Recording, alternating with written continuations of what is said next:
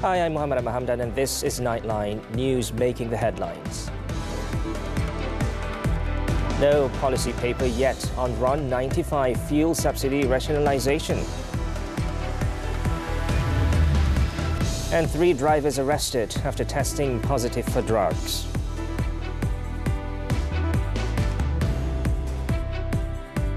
Good morning. Datuk Seri Anwar Ibrahim on Tuesday has assured that the subsidy rationalisation for RON95 fuel will not happen anytime soon.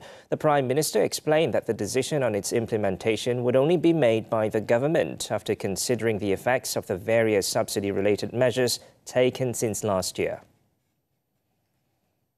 Anwar, who is also the Finance Minister, told the Dewan Rakyat that to date, no policy paper has been prepared on RON95 fuel subsidy rationalisation.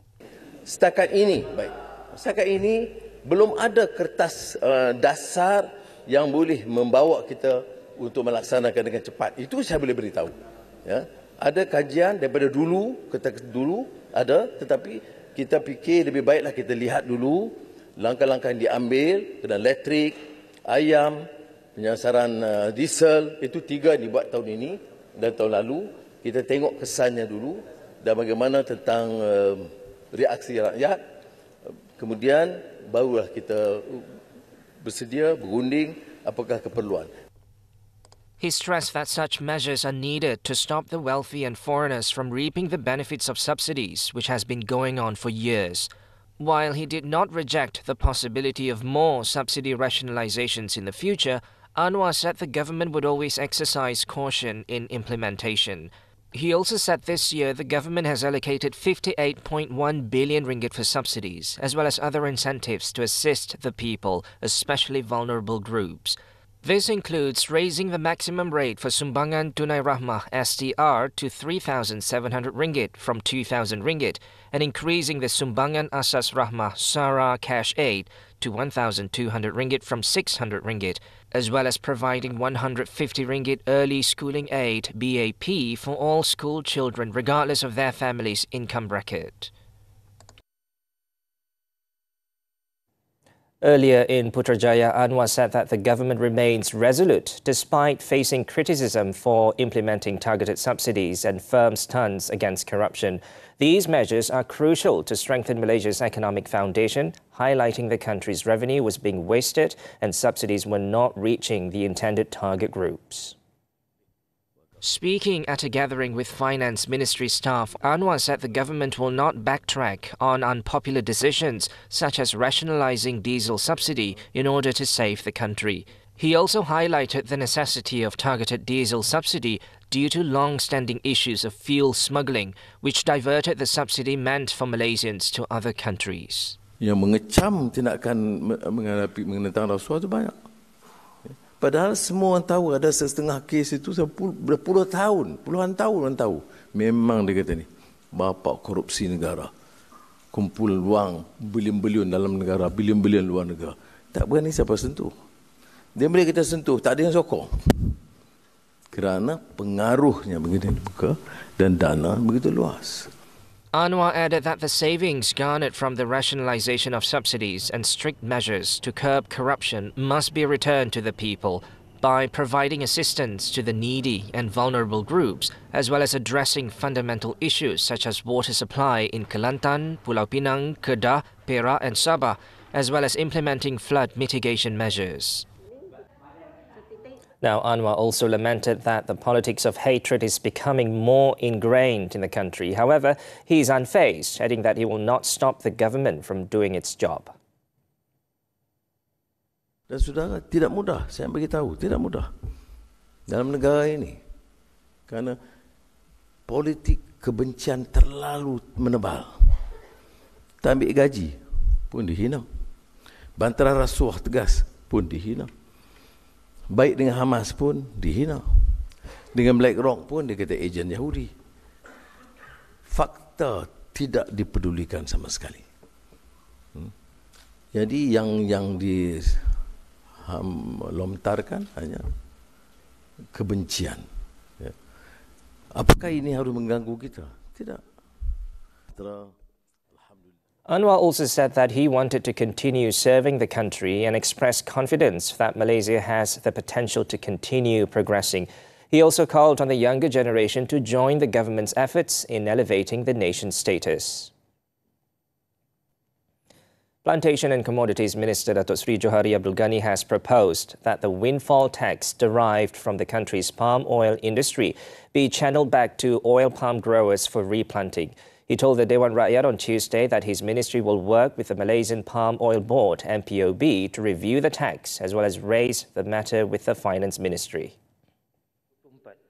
According to Johari, the formula used to calculate windfall tax in the palm oil industry was no longer relevant due to the high cost incurred for each metric ton of palm oil produced. Tentu windfall tax yang kita guna pakai formula waktu kos dia 1,800 mungkin sesuai, tapi sekarang dah 2,800, 3,800 mungkin sudah tidak sesuai. Saya salah satu daripada kementerian punya usaha ialah untuk melihat semula pasal windfall tax ini. Previously, the ministry held consultations with relevant parties after industry players expressed concern about the windfall tax as their costs had increased nearly to 3,000 ringgit per metric ton.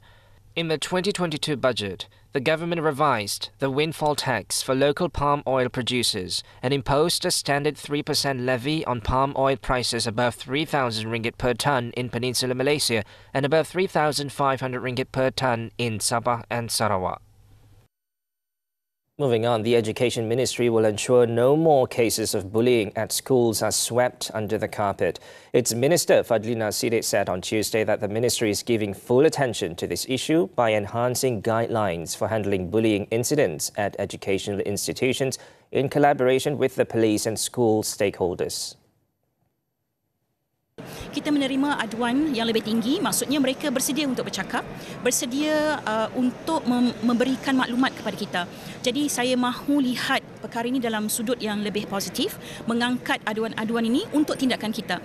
Kita tak nak ada lagi kes-kes yang kita sebut sebagai sweep under the carpet, yang mana sebenarnya kita boleh ambil tindakan dan ambil pendekatan untuk menyelesaikan ia secara baik. Fadlina told reporters after launching the Anti-Bullying Programme 2024 for the Kurian district in Parit Bunta, Perak. She further said that the Public Complaints Management System, SISPA, is being strengthened to ensure all complaints related to bullying incidents are handled with transparency and integrity based on the ministry's guidelines. Commenting on the bullying case involving a female student at a secondary school in Kurian, Fadlina said investigations and actions are being carried out by the school authorities. Prior to this, a video went viral on social media showing a 13-year-old female student being bullied by two 15-year-old female students from the same school, as the victim was accused of being too close to the boyfriend of one of the older girls.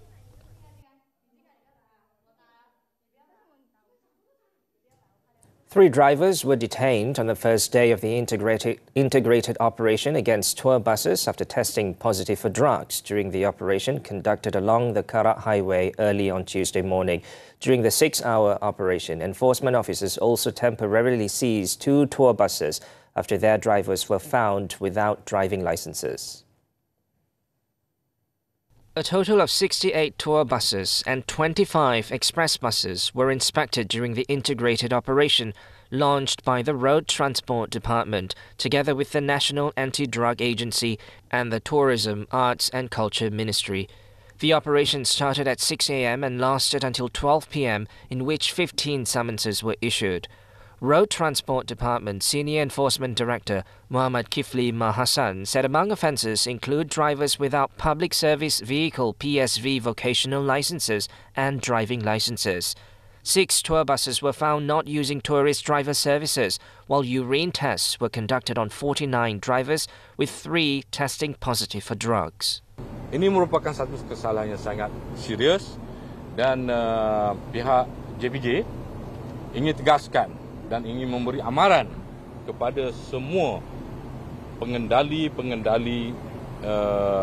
lesen bas pesyaran dan juga bas ekspres bahawasanya JPJ tidak akan berkompromi. Authorities also detected technical offences such as issues with tyres, brakes and lights, as well as modifications to an express bus.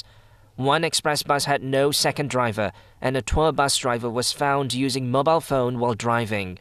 From the total number of buses inspected in the operation, he said 10 tour buses and 12 express buses were penalised for various offences. The joint operation is scheduled to go on until July 31st. The operation was launched following a fatal accident last Saturday in which a tour bus carrying 21 people overturned while descending from Genting Highlands, killing 2 Chinese tourists. The Malaysian Anti-Corruption Commission MACC has nabbed 2 more individuals for alleged corruption over a highway construction project in the Klang Valley worth more than 1 billion ringgit. The duo are the chairman and director of a company which were subcontractors for the project. The chairman with a Datuk title has been remanded for 5 days until July 6, while the director was remanded for 3 days until July 4th. The remand order was issued by Magistrate Irza Zulaika following an application by the MACC at the Putrajaya Magistrates Court on Tuesday. Sources said the suspects were believed to have been given bribes exceeding 200,000 ringgit to officials of statutory bodies in exchange for securing construction contracts previously held by another company. They are also suspected of bribing officials in a highway concession company for similar purposes. The sources added the suspects, aged in their 40s and 50s, were detained on Monday between 9 p.m. and midnight while giving their statements at the MACC headquarters. MACC Investigation Senior Director Datuk Sri Hishamuddin Hashim, when contacted, confirmed the arrests. He also said all those previously remanded, including the Chief Executive Officer of the Highway Concession Company, who was released on Monday on 150,000 ringgit bail, have been released after their remand periods expired. The Royal Malaysia Police, PDRM, and their Singaporean counterpart have smashed an online gambling syndicate engaged in illegal remote betting operations. During a joint operation conducted on Sunday and Monday, 43 individuals believed to be members of the syndicate were arrested and seizures totaling tens of millions of ringgit were made. In a statement, the Singapore Police Force, SPF, said simultaneous raids were carried out at multiple locations across the island state, leading to the arrest of 37 men and 2 women. At the same time, officers from PDRM's Criminal Investigation Department carried out raids in Malaysia where 4 Singaporean men were nabbed. During the operation, the SPF issued prohibition of disposal orders for 7 properties valued at over 36 million ringgit, as well as seized cash, jewellery, luxury watches and more than 40 bank accounts worth nearly 14 million ringgit. 9 of the suspects have been charged in court on Tuesday for offences under Singapore's gambling law, while investigations against the remaining suspects are still ongoing. Second Reform candidate quits, citing racism and bigotry. These and more from the Foreign Front when we return. Hai semua, jom kita sediakan mi sedap. Mula-mula, mi sedap, saya pun nak. Okey. Jom kita mula. Kelazatan mi sedap goreng, kegemaran Malaysia, chef pilihan anda.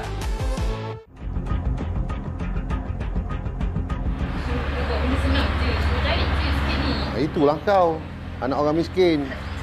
Seorang remaja perempuan ditemui mati dengan kesan luka di seluruh badan dan tangan kiri putus. Dia cakap dia tak sedar, macam masuk hantu. Suspek nak pertahankan diri dia tikam bertalu-talu.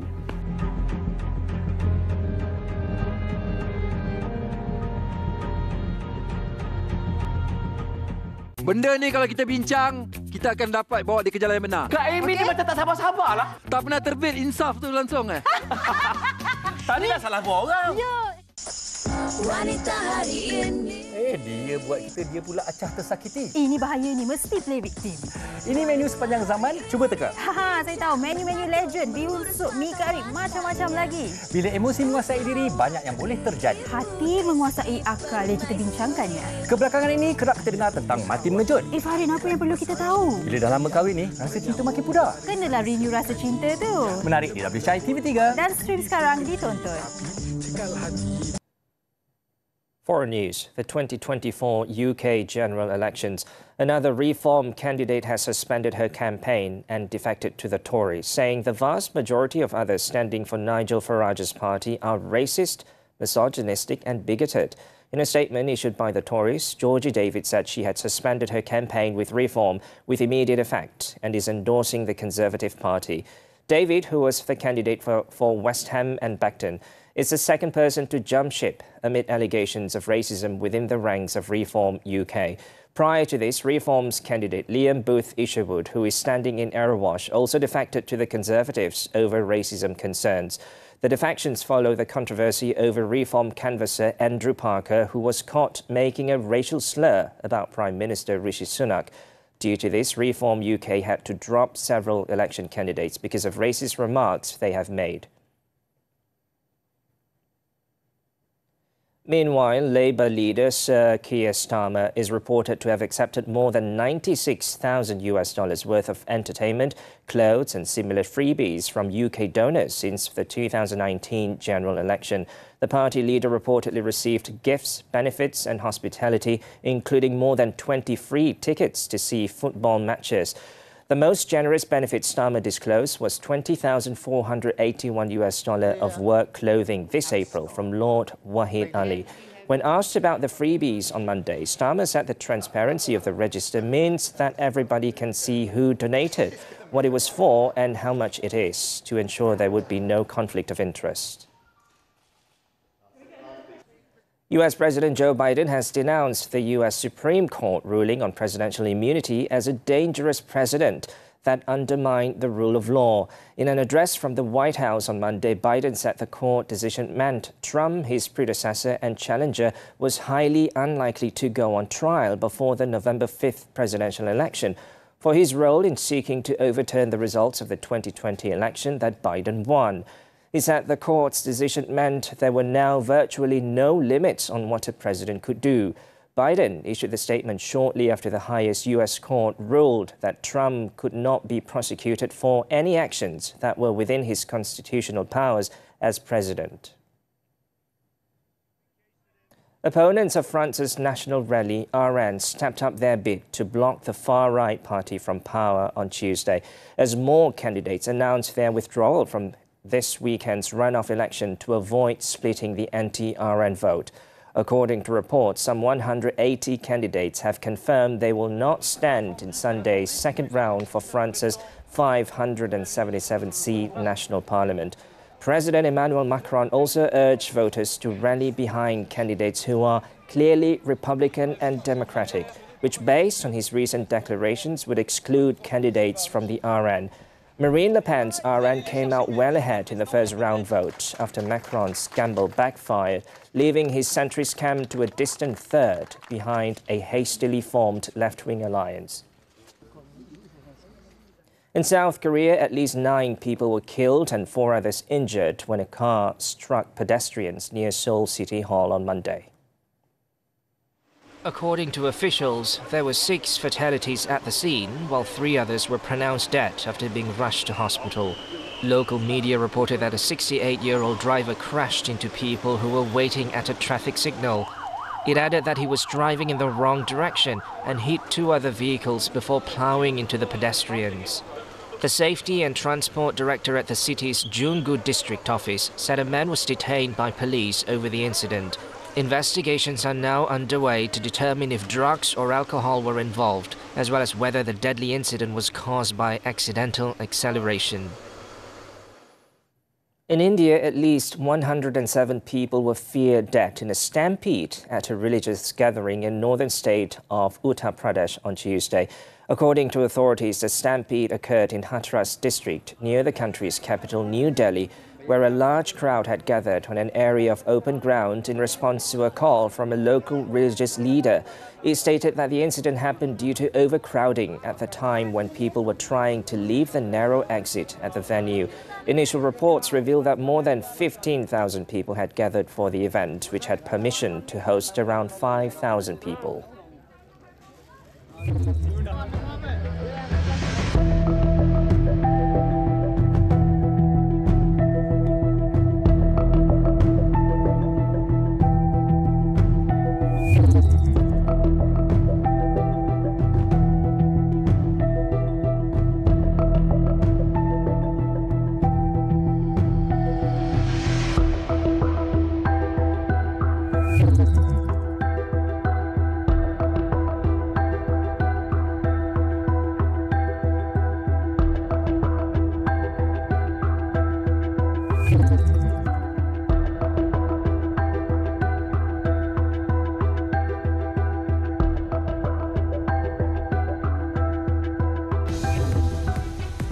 Uruguay send USA packing. Sports when we come back.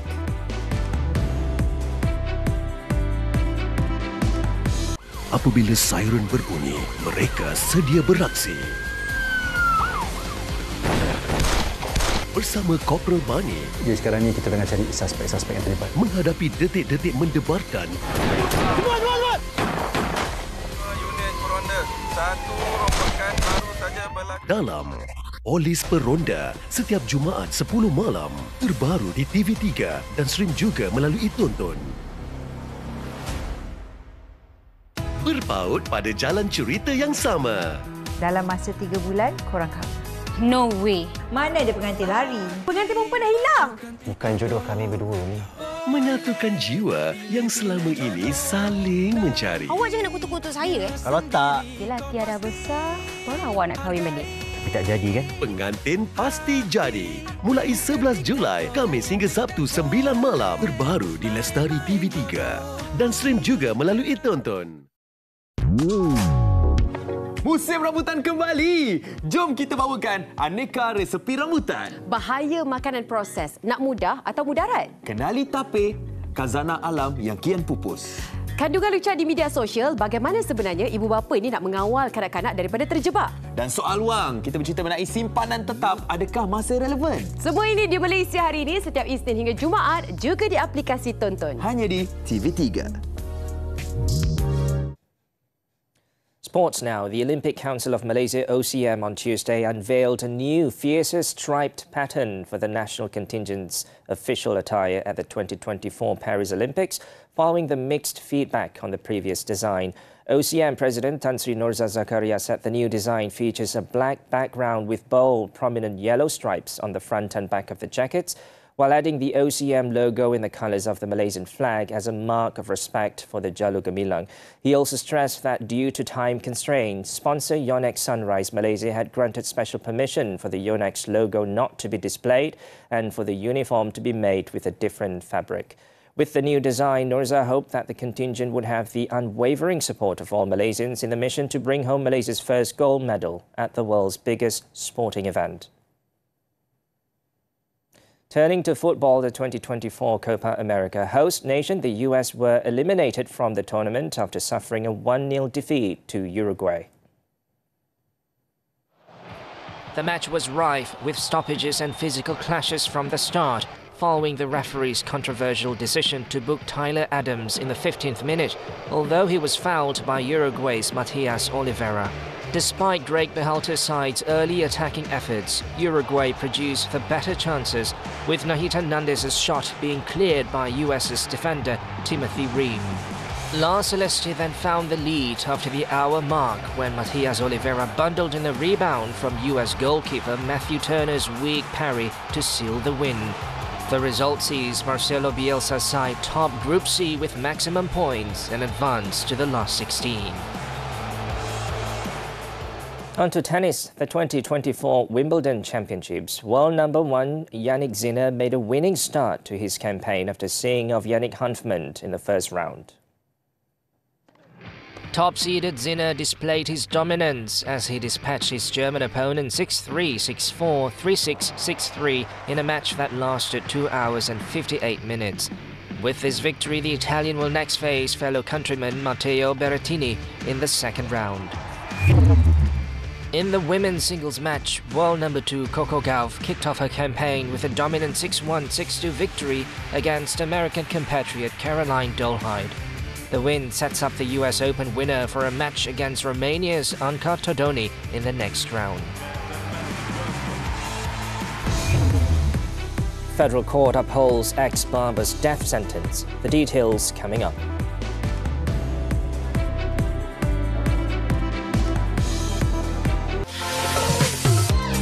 Get ready, ladies. It's time to shatter the stereotype. We talk career, health, finance, relationships, and everything in between. So grab your coffee cups and wear your sassiest smiles. This talk show is all about you. Catch Women Talk every Saturdays at 5 p.m. on TV3. Stream also on Tonton.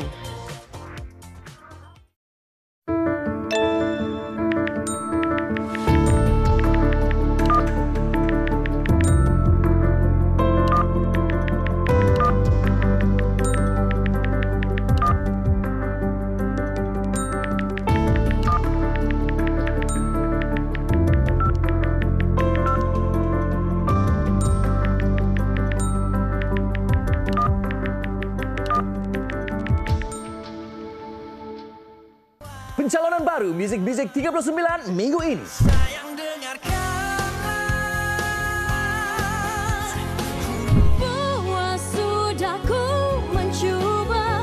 Siapakah yang bakal menjuarai carta Top 20 Muzik 39 minggu ini?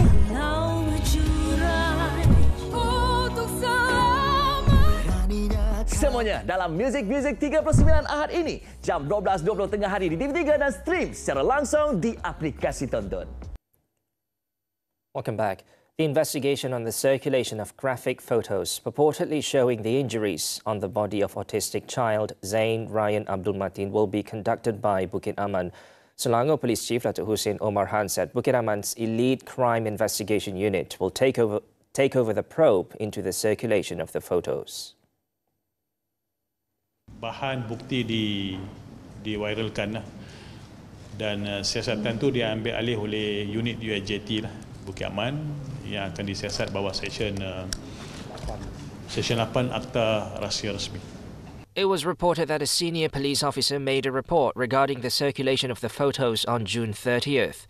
Previously, documents alleged to be the murder investigation papers relating to the case also went viral on the same application. On December 6 last year, Zain Ryan's body was found in a stream near his residence at Idaman Damansara Damai Apartments at 10 p.m, a day after he was reported missing. On June 13th, Zain Ryan's parents, Ismanira Abdul Manaf and Zaim Ikhwan Zahari, pleaded not guilty at the Petaling Jaya Sessions Court to charges of neglect that likely caused physical harm to the child. And lastly, the federal court on Tuesday upheld the death sentence imposed on a former barber who sexually assaulted and murdered an 11-month-old baby girl nicknamed Baby Zara 6 years ago. In a unanimous decision, a panel of 3 judges led by Dato' Rozariah Bujang dismissed the final appeal by 42-year-old Hazmi Majid to set aside his conviction and sentence. Rozariah, sitting alongside Dato' Abu Bakar Jais and Dato' Wazir Alam Maidin Mira, said that the conviction and sentence decided by the Court of Appeal and the High Court are safe as the crime was heinous. On August 20th, 2021, Hazmi was found guilty by the Shah Alam High Court of murdering baby Zara at an apartment unit in Bandar Baru Bangi on November 7th, 2018. He was charged under Section 302 of the Penal Code, which provides for the death penalty upon conviction. In March last year, the Court of Appeal upheld the death sentence. It was reported that the victim, who only weighed 8.26 kilograms and whose teeth had not yet grown, was taken by her mother to her babysitter's house on that day. Hazmi, the babysitter's husband, then volunteered to bathe the victim before sexually abusing the infant, leading to her death.